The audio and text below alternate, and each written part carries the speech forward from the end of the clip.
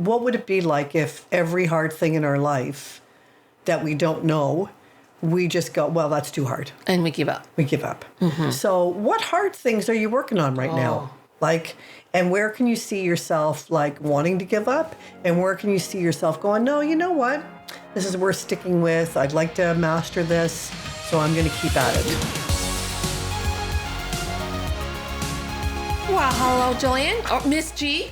Oh, I want to be called Mama G. Mama G. Okay, and I'll tell you the reason why. Okay. Okay, so, I'm all about the dogs. Yeah. So I have this new Instagram fave. Yeah. It's this woman, she talks like this. And her dog's name is Norbert. I see. And so she's always saying, oh, Norbert, you're such a good boy. Thank you for what you do for Mama Sue. So I'm thinking, I'm calling myself Mama G to my dog now. Okay. So you can call me Mama G if you want. Okay. Well, hello there, Mama G. Oh, gosh. Hey, it's what gets me through the day. It does. We need things like that. I love like donkey videos. I love animal videos. That is what only plays at this point on my Instagram feed is cute animal videos because it's clear. I don't even want to face the tough realities of life. I just want cute animals. That's right. So cute animals cover up the multitude of sins in our world. That's how I think about it. Okay. And they're just themselves, like really, seriously. Yeah. So today we are talking about self-mastery. And it's something. It's something. Because you remember, we are in the transformation stage. We're in the transformative section of the book where the rubber meets the road. And if there's one thing that we can do for ourselves and others in our spheres, it's to have self-mastery. Absolutely. Oh, man. Why didn't I have this chapter when I was raising toddlers? Well, when we were being raised. Okay, yeah, that too. But seriously. I know.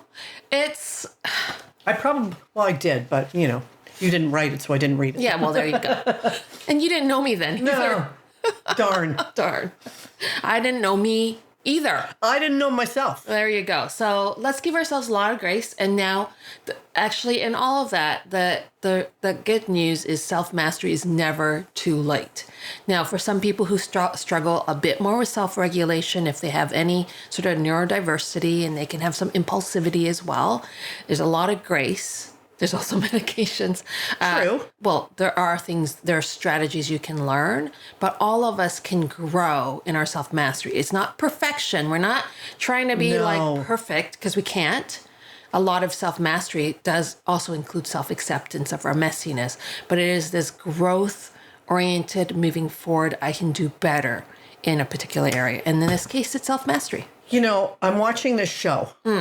And it's called Julia. It's about Julia Child. Yes. And it's with this British actress that I love, but she's playing Julia Child.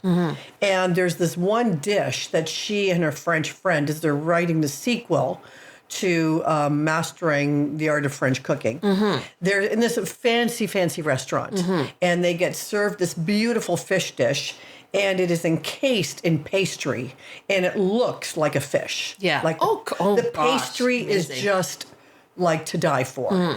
And then the waiter lifts off a section of the pastry and then scoops out the fish and plates it beautifully and then adds a bit of the pastry back on top. So Julia is convinced that she's going to make this dish. It is a very difficult dish to make. So she tries it. Well, it's a complete flop. I mean, Julia Child and her French friend can't make this dish. But she is convinced that this is something that she needs to master. So she continues working on it. Practices and practices. And the other woman, the French chef, keeps saying to her, Julia, no American woman wants to do this dish. It's too difficult. But no, she's convinced. And I'm thinking about that, and I was thinking, where in my life would I push for self-mastery in something? And where have I given up? Oh, gosh. Zinga, zinga, zinga. Oh, I don't think I like that question. You don't have to listen to it. I'm asking it to myself. Well, no.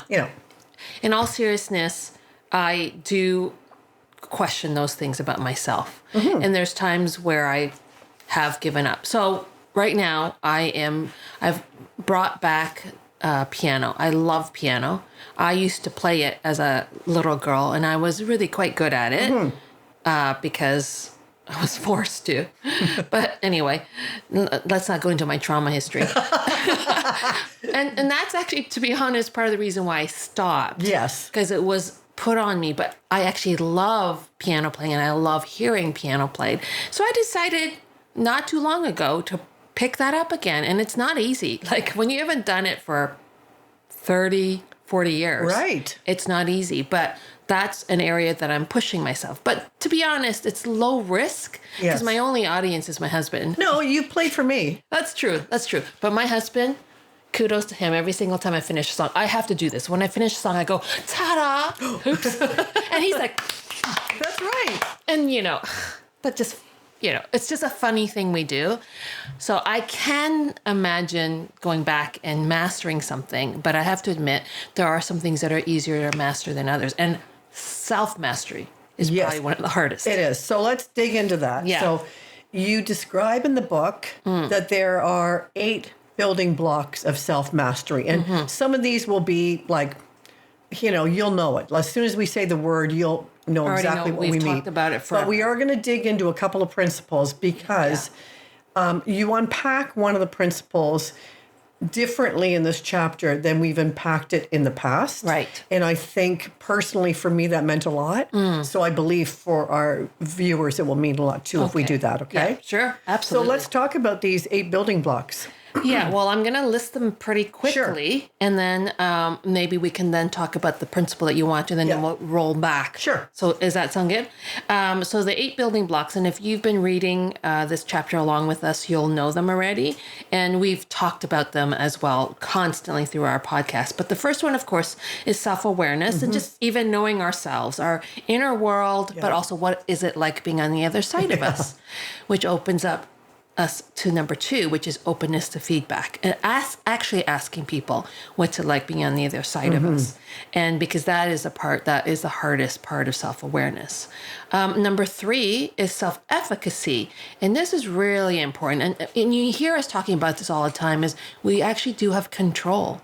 We actually can make a difference. Self-efficacy is this can do, I can have an impact on my life. I'm not a victim. That's right. So important. And then self-management, number 4, is to actually track with how I'm feeling, how I'm responding inside, how I'm responding outside, and just taking responsibility. It doesn't matter how angry someone makes us. Ultimately, we can choose how we respond. It does take practice, especially when strong emotions are triggered. Or as my sister says, her almonds are swollen. That's my new phrase. I love it. She's talking about chapter 2 with the amygdala, and I say that they're almond shaped. So she says, my almonds are swollen. I love that. She's aware enough to be able to say that. And then she's able to kind of choose that I'm not going to react. She has to talk herself through it. Number 5 is emotional maturity. And so with that, it's not just skill building. Right. It's becoming integrated into how you see life and do life and respond to life and who you are even inside. So it is still your essential self, but it's a mature, wise version of your essential self. Yes, please. Right? Because, our essential self was our birthright, but we were still innocent didn't necessarily have the skills to live out of our essential self with wisdom and maturity. And so that's super key. Number 6 is resilience, which you've heard us talk about again and again, but it is the ability to kind of go, I can handle things, I can learn, I can grow through it, I can ask for help when I need it. Yeah. And it's just being able to face adversity. And for you as parents, this is one of your number 1 jobs. Yeah. Is to help your kids develop resiliency. So you doing for them, protecting them too much is not helping in this area. And we've talked about that before. And so the same thing for ourselves. Like I can give myself self-compassion, but if I'm giving myself self-compassion to the point I'm going, oh, poor you, what a horrible situation that you went through. And that's not fair. And they treated you so meanly and all that kind of stuff. I'm not actually...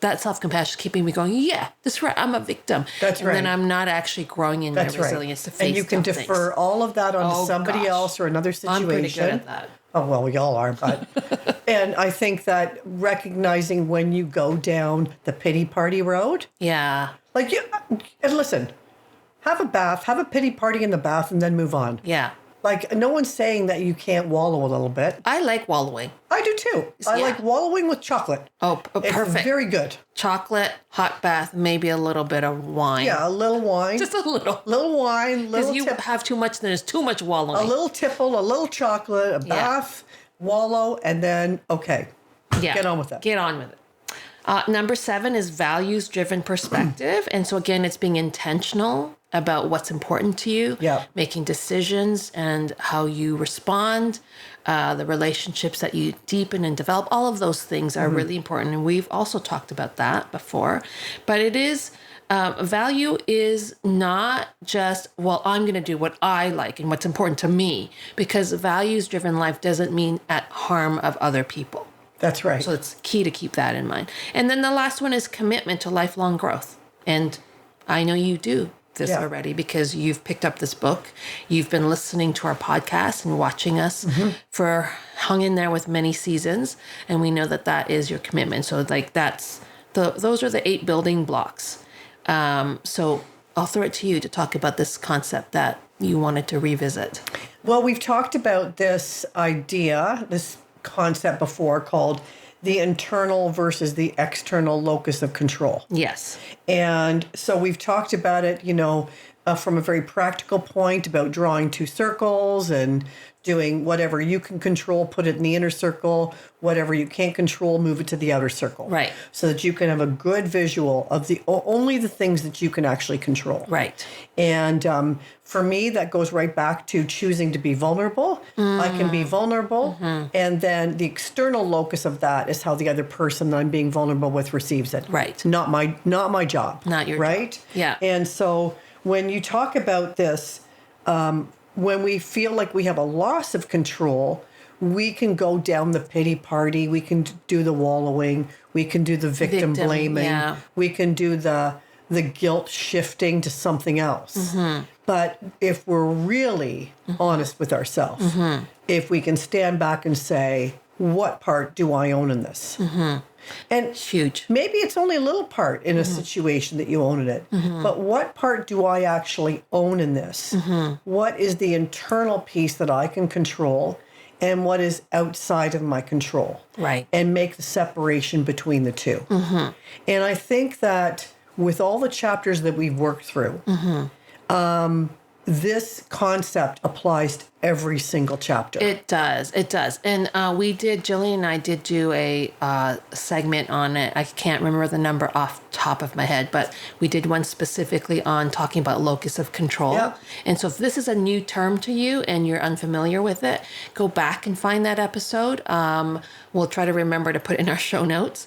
But it is just really briefly the sense of how much control I have over my life. And of course, internal means I feel like I have a lot of control and say, and external means it's always the other person or God or the situation that is at blame. And as you can hear from that, there is this helplessness if I have this external locus of control, because I can't control anything or anyone or even myself. That's right. And therefore, I'm just bumping up and down on the waves of life as a victim of the things that other people do and say in life. Right. So I just want to read this because I think it's really important. Okay. So you're saying that people with a high internal focus and locus of control see themselves as having personal control over their behavior. And so they're much more likely to take personal responsibility for their actions, which they see as a product of their own agency. Right? Yep. They are therefore more likely to feel hopeful. Yep. Less likely to give up when they experience setbacks. More willing to examine what they need to change or how to solve a given problem. And more likely to have a sense of control over their own destiny and future. Yeah. Don't we want that? Yes. Yeah. But I think sometimes when we are unhealthy, right, and we're deferring the work. Yeah. Right? We want the magic 10-bullet solution. Oh, or the magic pill. Yes. High external locus of control people are likely to perceive their behaviors as caused by external forces such as other people, God, or just plain luck. Bad luck. Right? Yeah, plain bad luck. Yeah. Like, this is just my lot in life. There's nothing I can do to change it. It is what it is. Yeah. Blah, blah, blah. They see events as happening to them rather than being involved in the event. Right. And they struggle to actually take any kind of personal ownership. Yeah. Or action. Or action to get out of it. Yeah.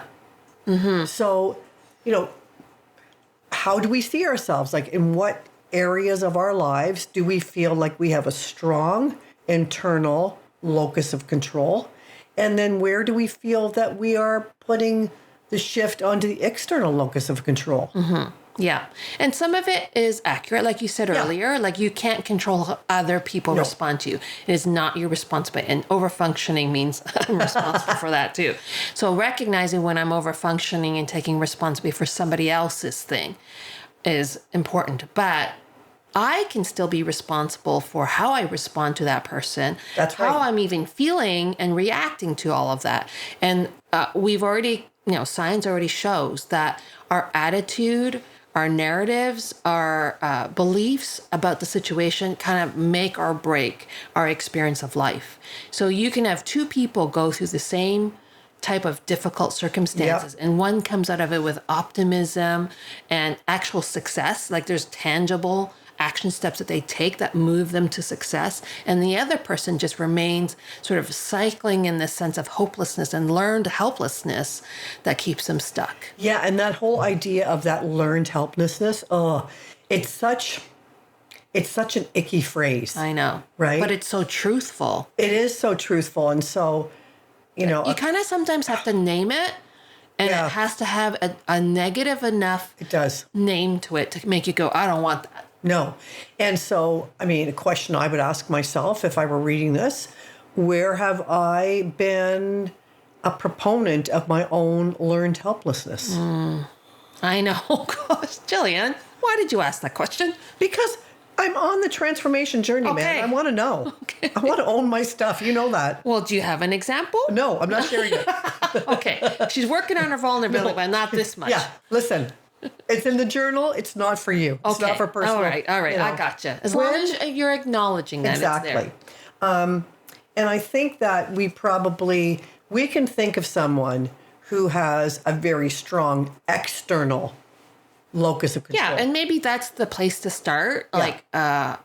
Is even to be able to recognize, say you're in a relationship and you feel frustrated all the time because you hear phrases like, I can't, and they seem stuck and they seem like they're inactive. They're not taking action steps. Say they know they need to lose weight, or they know they need to get healthier, and they just to say they can't do it. Maybe it's easier to see in somebody else. Now, please don't do it out of judgment for that person, because that's their journey, and that is not your area of control. But that might help you then be more objectively looking at yourself and kind of go, in what area am I playing the victim? That's right. Or blaming circumstances, and I can actually make a difference in it. And a lot of times, like I say, it is a lot to do with your internal narrative and your perspective and your attitude about it. And, we've talked about this before, optimism and positive attitude. It releases happy hormones. It does help so that it gives us more resilience, actually, to handle things. Yep. Whereas we're thinking hopeless, dark, depressed, anxious thoughts, it's releasing chemicals that create stress for us. And so, of course, it then lessens our ability to cope with tough things. And, we've all watched a baby, learn to crawl and walk. And the amount of setbacks they have is just off the chart. Yes. And I remember, my own two kids learning how to ride a bike. It was messy and painful. A lot of scraped elbows. Oh my and goodness! Knees. Yeah, it was horrible. I know. But they got there. They got there. What would it be like if every hard thing in our life that we don't know, we just go, well, that's too hard, and we give up. We give up. So, what hard things are you working on right now? And where can you see yourself wanting to give up, and where can you see yourself going? No, you know what?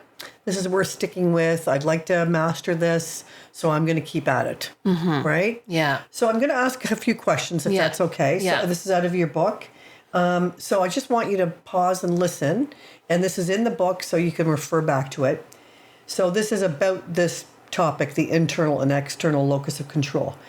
Do you have a sense of control about your life and your future, or would you ascribe it to fate or God?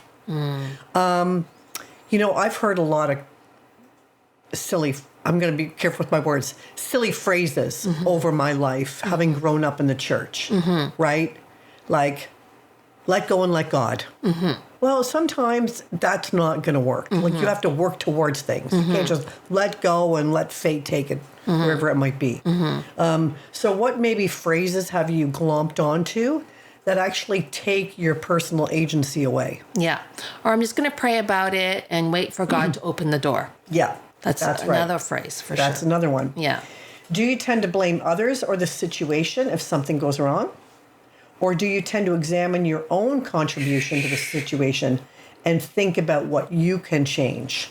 Well, that is huge. I know. Like, if you're constantly late for meetings, it's not always the traffic. Right. It's not always the weather conditions. Right. Right? The thing that you can change is getting up earlier, getting on the road earlier, even arriving early. Like, it's not all the externals around you. It's you. Yes. And I think in every relationship too, even if you're in a relationship with somebody that you know is not the healthiest person, and you have a conflict or a situation arises, and they are acting in ways that are harmful and dysfunctional. I mean, that's being able to acknowledge that, but still, your choice to respond in a certain way, your choice to remain and not set boundaries, all of those things you have agency over. That's right. And so the quality of your life, the quality of your relationships is something that you really can have agency over if you're able to take that internal locus of control and focus on what you can change. And there's such freedom in that. Yeah, I was coaching a client a while ago, and this was a person who was quite high up on the chain of command. And we were always revisiting this particular situation that he was bumping up against with an employee that was not pulling their weight. They were not fulfilling the job description, and actually was causing such harm. And I finally said to him, by not having this hard conversation with this person about where they're falling short and the effect that it's having on the rest of the team and the organization, you're bringing the chaos into your life. And you're not addressing the chaos that's out there that is causing so much angst and pain within your team. Gosh. And they're looking to you to solve this. And I'm like, this is actually your responsibility. Wow. And you have the agency to do that. Yeah. And he was like, it was like a light bulb went on. He went, everyone is looking to me to deal with this. I'm like, yeah. And he had to act, and it was painful, but he had to act. So sometimes we're watching these things going on around us, and we're thinking, it's like it's chaos swirling around us, and we can't do anything about it. We think we can't, but then we can. And it's going to hurt us. It's going to cause us some discomfort. Well, yes, growth causes discomfort. Yeah. We know that already. But I think taking responsibility for the part that you can, just knowing your own contribution, and what you can do about it. So, in what areas of your life do you feel the greatest degree of helplessness? Gosh. That's probably the worst question. I know. Who thought that one up? I don't know. Not me. Ooh, what? There I go. I'm shifting blame. I think it was like Brene Brown, my editor. I'll blame it all on Brene. Okay, Brene. She's tough enough to take it. She can handle it. Yeah, so those are three big questions, right? And if we're actually able to sit and pause and reflect and see our part, but also then embrace our agency. Yeah. That's self-efficacy. Yeah. It's game changer. Game changer. Complete game changer. So I think that is like even just reflecting on those questions would be super helpful for you to kind of get a sense of where you're at in your level of self-mastery. And being honest with yourself is always the first step. The next thing that I would encourage you to do is look at those 8 building blocks of self-mastery and just kind of assess yourself honestly and how you're doing in all those 8 areas. And that you're not going to be able to change in all of them all at once. This is going to be your lifelong journey of doing that. But pick the one or maybe even 2, depending on how much pain you want to endure, to focus on. And there are resources you can read. There's coaching you can do, therapy if you need it. Certainly having accountability with your Rebecoming group or with friends can really help you in this area. And just make it so our group, we kind of said, okay, this is what I'm going to work on. And we spoke it out loud. Yeah. It's been recorded. And so there's an accountability and we're going to check up on each other. We gave each other permission to do that. Yes, we did. So that's what I would encourage you to do. And as always, we're cheering you on and we know this is going to be a great part of your journey of transformation. So thanks for tuning in. And go team. Go team. Yes. Thanks for listening to the Fully Lived Life podcast. We hope you found it encouraging and helpful. Be sure to follow or subscribe so that you never miss a new episode. And if you enjoyed our show, please help spread the word by sharing with your friends and family and posting on your social media. Thanks for listening and tune in to our next episode.